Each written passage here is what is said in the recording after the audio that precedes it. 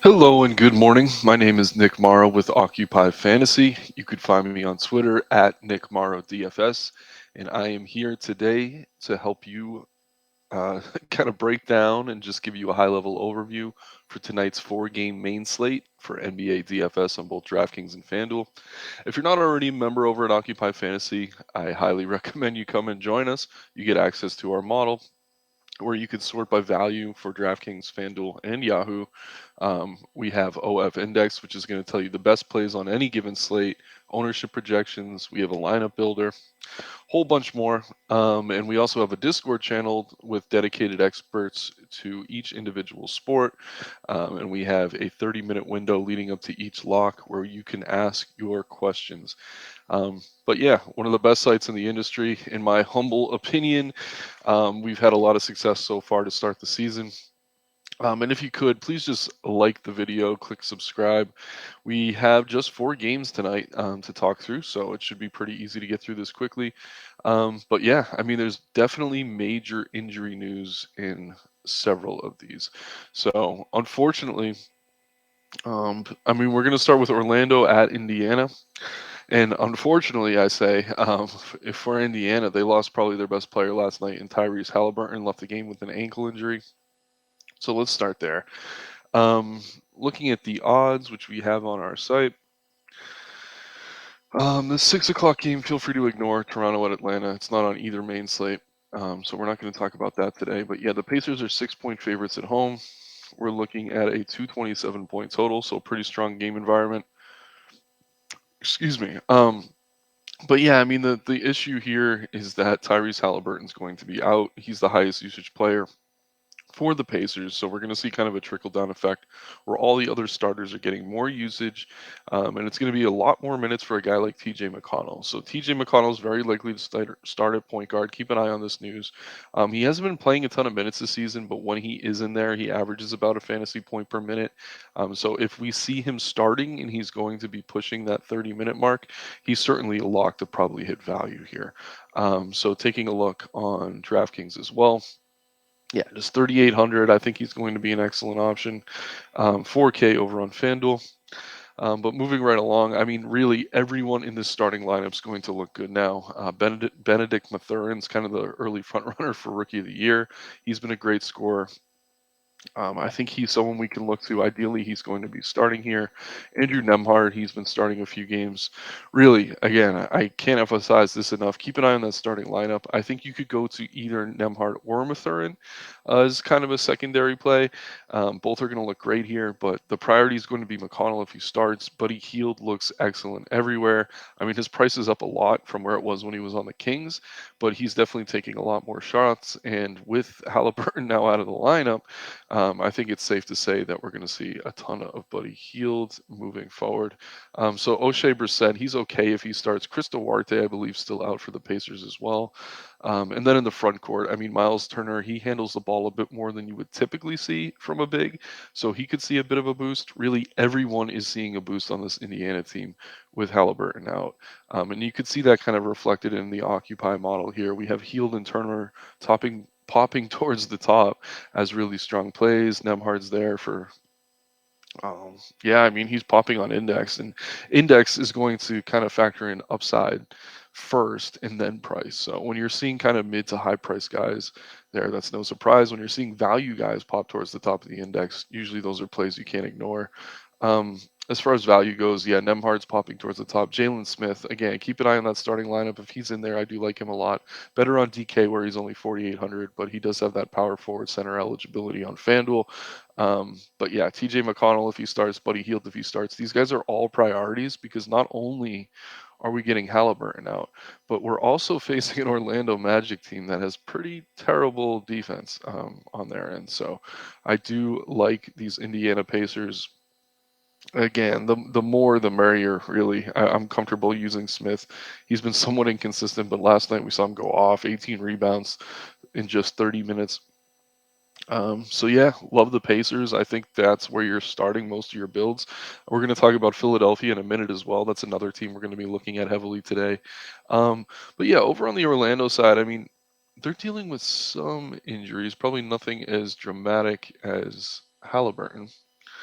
But yeah, guys, if you see me looking between the two screens, it's because I have multiple monitors open. It's a lot to process all this information. Um, but yeah, Paulo Banchero looks like he's still out. Cole Anthony, Moritz Wagner. So yeah, it's the usual suspects for Orlando. I do like Wendell Carter. I think Bol fine. Ideally, he's starting, which he should be. Jalen Suggs had a nice game winner last night. 5,900. He's solid here. Again, this is a really solid game environment. He's coming off back-to-back 40 fantasy point performances, so I do like Suggs a lot. Maybe he's probably my favorite run back from this team. But yeah, Wendell Carter looks good here. He has been kind of injured, so maybe keep an eye on that. There's a chance he sits on the back-to-back. If he does, Mo Bamba becomes excellent, as does Bol, who I like regardless. And then Shumo Kiki is going to look decent here. So Franz Wagner's kind of been inconsistent, but his price does seem to be dropping a bit. I don't mind him as a forward play. Yeah, because that's kind of the thinner position on this slate um, compared to the others. So. Yeah, really, really strong game here. It starts at 7, so we should have those starting lineups. Keep an eye on the starting lineups for Indiana. Um, but yeah, I mean, the best value on the slate is likely to come from this game. And the second best value on the slate is likely to come from this next game. We have the Minnesota Timberwolves at the Philadelphia 76ers. The Timberwolves are 2-point favorites on the road in Philadelphia, and the point total is 221, so pretty similar to the first game. But yeah, so why is Philly an underdog at home? That's because they lost Tyrese Maxey last night to injury as well. And they're already without James Harden. So as long as Embiid's in the starting lineup, he's going to be one of the best pay up options on the slate. Um, in years past, he wasn't playing back to backs, but it looks like he is for the most part this season. Obviously, keep an eye on that. As long as he's in the starting lineup, he's going to be excellent here. It is a tricky matchup against two bigs in Towns and Gobert, but I mean, when Embiid's usage is this high with Maxey out of the lineup and James Harden out of the lineup, I mean, we've seen that 100-point ceiling. And yeah, I mean, Tobias Harris looks like he's still going to be out here as well. So similarly to Indiana, anyone who starts for this Philadelphia team is going to be extremely appealing. Um, let me click over to DraftKings. Been spending more time on the FanDuel screen. But yeah, D'Anthony Melton, he hasn't been great with just Harden out, but now that it seems like Maxey's going to be out as well, and monitor this news. I guess he's only listed as questionable. Pretty confident he's going to be out, though. He was in a walking boot. So D'Anthony Melton's going to look strong here. Clicking over to the Occupy model, yeah, we see Melton popping towards the top for value. Embiid's way up there as well. Shake Milton should look good here. He's a little bit riskier, kind of scoring dependent. They do like to bring him off the bench, but with so many guys out, I think there's a good chance he starts. I'll feel more comfortable with him as a play if he's starting, so definitely keep an eye on that. Daniel House Jr. is another kind of mediocre value play, not someone I'm really rushing to. Melton and Embiid are the priorities, but yeah, I mean, there's going to be usage to go around. So, Embiid first, obviously, Melton second. Georges Niang, I don't know if I'm pronouncing that right. He's been in the league for a while, but yeah, he hasn't really given us much reason to pronounce his name right, honestly. Very scoring dependent, likes to hang out on the arc and shoot threes, but again, with so many guys out of the lineup, I think he's going to be someone you can consider. Um, and yeah, Daniel House, I'm really not crazy about Tybull. He just doesn't shoot the ball enough. Shake Milton's fine as a value play. Um, so yeah, some good spots here in Philly. Probably not as much value as there is in Indiana, but at the same time, I think pretty much everyone in the starting lineup is going to look good. It's just you're getting guys like PJ Tucker, maybe a Matisse Thybulle, who aren't really offensive players and don't really translate as well to DFS. But yeah, definitely like Embiid, definitely like Milton. And really, I mean, we got to keep an eye on who starts for them here, because whoever does is going to be pretty appealing. And then over on the Minnesota side, certainly not as appealing as the Philly side, but I do think you could pay up for someone like maybe Towns or Gobert. They're both cheaper than we're used to on DraftKings. Only 8,700 for Towns and 6,600 for Gobert. That's probably the cheapest we've seen him in years. He's been hitting value around that range, so I get why the prices come down, but I definitely like him here. 8K on FanDuel, comparatively speaking. So if you're playing both sites, I definitely like Gobert better over on DraftKings, but he's going to be in play everywhere. Anthony Edwards is pretty scoring dependent, but yeah, he's coming off his best game of the season where he had 35 real points, 8 rebounds, 6 assists. So he's someone you could look to. Um, But yeah, no major injuries for Minnesota, so it's kind of the pay-ups that we're going to be looking at. Um, Again, I like Gobert, I like Towns, I like Edwards, but there's nothing too surprising there. And I'll take a quick look at the OF index. We're seeing Towns pop pretty highly, Edwards as well, Gobert. So yeah, pretty much exactly what I said. But it's going to be Embiid as long as he's in, and then DeAnthony Melton as priority plays. And then if Shake Milton starts, I'd consider him a priority play there as well. But really, guys, definitely keep an eye on that lineup because it's going to kind of dictate where we go. This game locks at 7:30 Eastern, so we should have most of that news.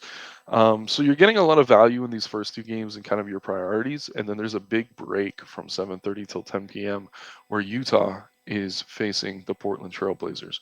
So we have Portland's at home, 4-point favorites against the Jazz. We're looking at a 225.5 point total. So far every game on the slate, and this plays into the next game as well. They're all kind of similar in over under, similar game environments. Um, so there's no real game I'm chopping off or anything. And it's a 4 game slate, so you want as many possible plays as you can use, especially if you're playing multiple lineups. Um, let's see. Trailblazers are without Keon Johnson still. Gary Payton hasn't played really all season. It looks like Nasir Little is questionable. So no major injuries for Portland. And then on the Utah side, it doesn't look like their injury report is out yet. So let's click over to this game. So yeah, up top, it's kind of the usual guys. We got Damian Lillard. Jeremy Grant finally seems to be settling into his role with his new team. He's looked great lately. Anthony Simons, even with Lillard in, you guys got to remember that CJ McCollum's gone. He has been for a while, so now Simons is kind of filling that role as offense option number 2. He looks solid on both sides. Yusuf Nurkic, pretty inconsistent. That's mostly because of the minutes he's getting. They're kind of all over the place. We've seen him up around 30. We've seen him down around 15. But yeah, as long as he's in there on a short slate, I do like his upside. He's going to be in play. Guys like Josh Hart are fine. But yeah, it's tough to really prioritize Portland here outside of maybe Dame. But he's kind of priced up, and we're seeing that more and more lately. These kind of mediocre pay up options. I don't like calling Dame mediocre, but compared to guys like Giannis and Jokic, when you have them on a slate, obviously he's not quite on that level.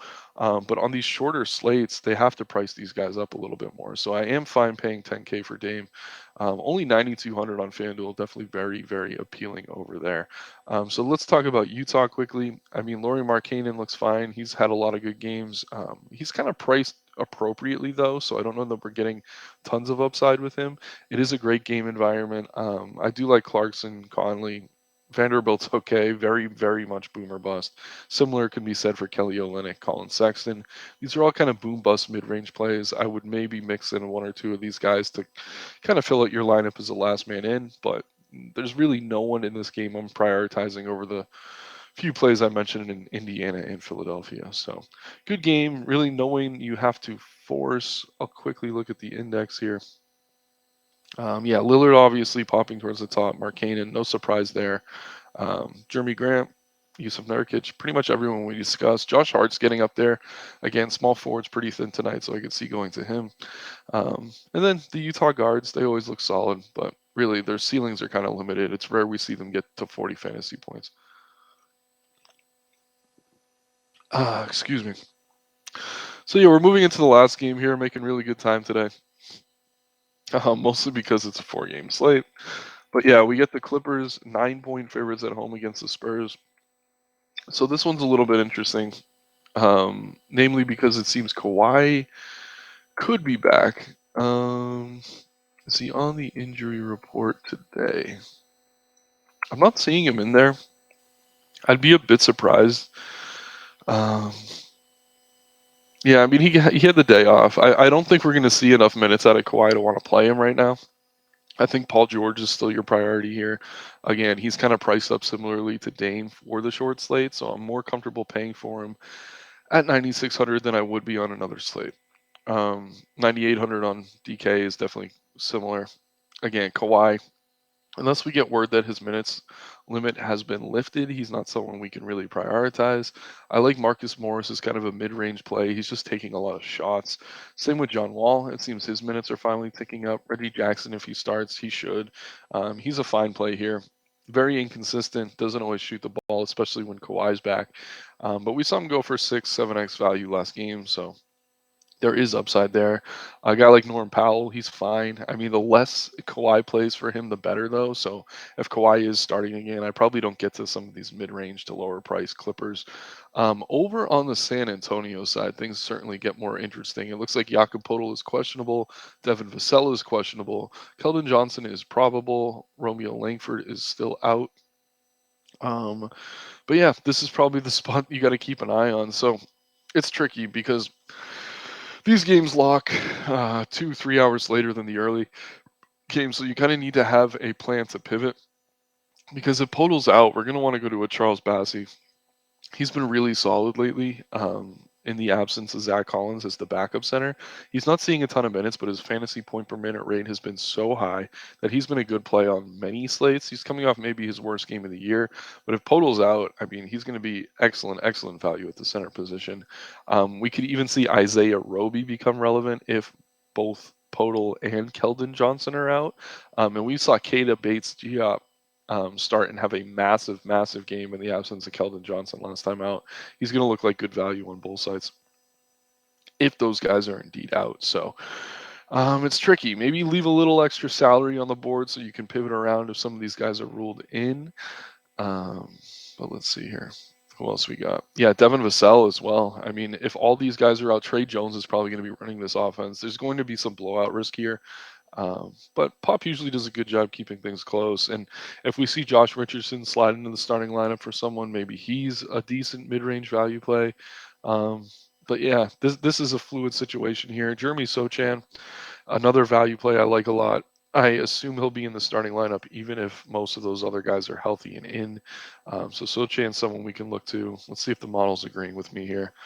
Um, yeah, no real Spurs popping for DK value, at least as it stands. We're seeing Podol, Vassell.